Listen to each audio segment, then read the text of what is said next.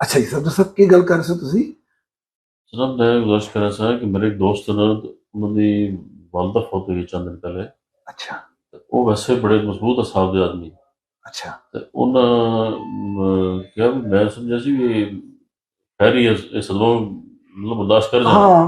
फिर जो गुजरी है तो पता लग गया तो बड़ा टेढ़ा काम है, हाँ, जिसले बड़ा औखा अपने काम आप है। ਨੂੰ ਗੁਜ਼ਰਦੀ ਹੈ ਨਾ, ਫਿਰ ਪਤਾ ਲੱਗਦਾ ਹੈ ਕਿ ਲੋਕਾਂ ਦਾ ਸੁਣਨਾ ਕਿ ਉਹਦਾ ਵਾਲਦਾ ਫੌਤ ਹੋ ਗਈ ਹੈ, ਭਾਈ ਫੌਤ ਹੋ जी ਗਿਆ ਹੈ। ਅੱਲਾਹੁ ਅਕਬਰ, ਸਹੀ ਗੱਲ ਨੇ ਕਹੀ ਹੈ। ਲੇਕਿਨ ਨਾ, ਜਿਹੜਾ ਬੰਦਾ ਵੀ ਪਰੇਸ਼ਾਨ ਹੈ ਨਾ ਆਪਣੇ ਕਿਸੇ ਅਜ਼ੀਜ਼ ਦੇ ਜਾਣੇ ਤੋਂ, ਜਾਂ ਕੋਈ ਵੀ ਨੂੰ ਪਰੇਸ਼ਾਨੀ ਹੈ, ਡਿਪਰੈਸ਼ਨ ਹੈ, ਉਹਨੂੰ ਮੈਂ ਕਿੱਸਾ ਸੁਣਾਣਾ ਇੱਕ ਸ਼ਖਸ ਦਾ, ਇੱਕ ਬੰਦੇ ਦਾ। ਉਹਦੇ 7 ਬੱਚੇ ਸਨ, ਉਹਦੇ 3 ਬੇਟੇ ਸਨ, 4 ਬੇਟੀਆਂ। ਇੱਕ ਬੇਟਾ ਉਹਦਾ ਫੌਤ ਹੋਇਆ 2.5 ਸਾਲ ਦੀ ਉਮਰ, ਦੂਸਰਾ ਬੇਟਾ ਉਹਦਾ ਫੌਤ ਹੋਇਆ 1.5 ਸਾਲ ਦੀ ਉਮਰ ਚ, ਤੀਸਰਾ ਬੇਟਾ ਫੌਤ ਹੋਇਆ ਉਹਦਾ ਪੌਣੇ 2 ਸਾਲ ਦੀ ਉਮਰ ਚ, ਚੌਥੀ ਬੇਟੀ ਫੌਤ ਹੋਈ ਉਹਦੀ 21 ਸਾਲ ਦੀ ਉਮਰ ਚ, ਪੰਜਵੀਂ ਬੇਟੀ ਫੌਤ ਹੋਈ ਹੈ ਉਹਦੀ 26 ਸਾਲ ਦੀ ਉਮਰ ਚ, ਸੱਤਵੀਂ ਬੇਟੀ ਫੌਤ ਹੋਈ ਹੈ 28 ਸਾਲ ਦੀ ਉਮਰ ਚ।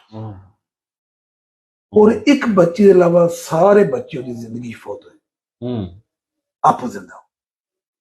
ਇੱਕ ਬੱਚੀ ਦੇ ਇਲਾਵਾ ਬਾਕੀ तमाम ਬੱਚੇ ਜਿਹੜੇ ਨੇ ਉਹ ਆਪਣੇ ਹੱਥਾਂ ਦਫਨਾਏ। ਹੁਣ जरा कैफियत सोचो, एक रिश्ता जाने नो करने में बहुत दुखी। ये शख्सियत कौन है पता है? कौन है बंदा? नबी करीम सल्लल्लाहु अलैहि वसल्लम। यार क्या टाइटल है ना आपदे, अल्लाह ताला दे दस्तरस तो बाहर है कोई चीज। जिंदगी मौत का मालिक है, पहले दिन तो लिख के बैठे आखिरी दिन तक। यार 2.5 साल का बच्चा, 1.5 साल का बच्चा, पौने 2 साल का बच्चा है, बेटियां जवानी की उम्र जांदियां भी। मैं पहला भी अर्ज की है कि जेड़ा जेड़ा बंदा भी माशी परेशानी च, उन्होंने अपने नबी करीम सल्लल्लाहु अलैहि वसल्लम की लाइफ में पढ़ना चाहिए। अम्मा आयशा कहते हैं एक दफा आपने पेट पकड़ के ना बड़ी ऊंची आवाज साइड ते डटे। अम्मा आयशा ने पूछा खैरियत, कहते भुख लगी। उन्होंने हिस्ट्री पढ़ो, कितने कितने दिन का फायका किया उन्होंने। 3 साल शब अबी तालिब, बेटियां तलाक होके दोए इको दिन घर आ गई। यार कोई भैन नहीं, कोई भरा नहीं, कोई भैन नहीं, कोई भरा नहीं, पैदा होए वालद को नहीं। 6 साल बाद वालदा फौत हो गई। जरा नाल चलो ना, इस लाइफ के नाल टुरो जरा, कि इहदे नाल टुरदे जाओ।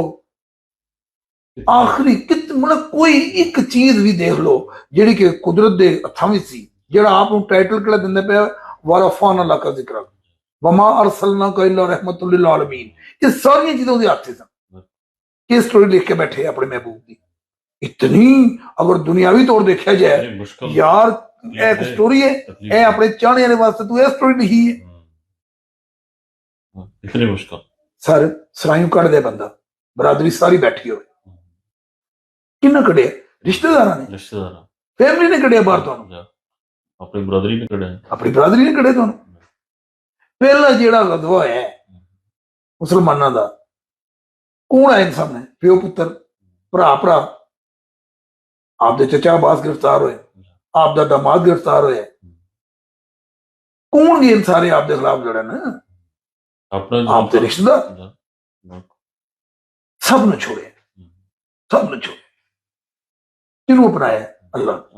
और अल्लाह दे उस पैगाम वो मिशन जो आप लैक आए सन ना, हक करके अदा किया, हक करके अदा किया। अल्लाह हकीकत गल है, नहीं नहीं नहीं बाकी हक अदा किया। तां तो मैं कहना ना, शेर ये नहीं है कि मुहम्मद से वफा तूने, नो कि मुहम्मद सी वफा।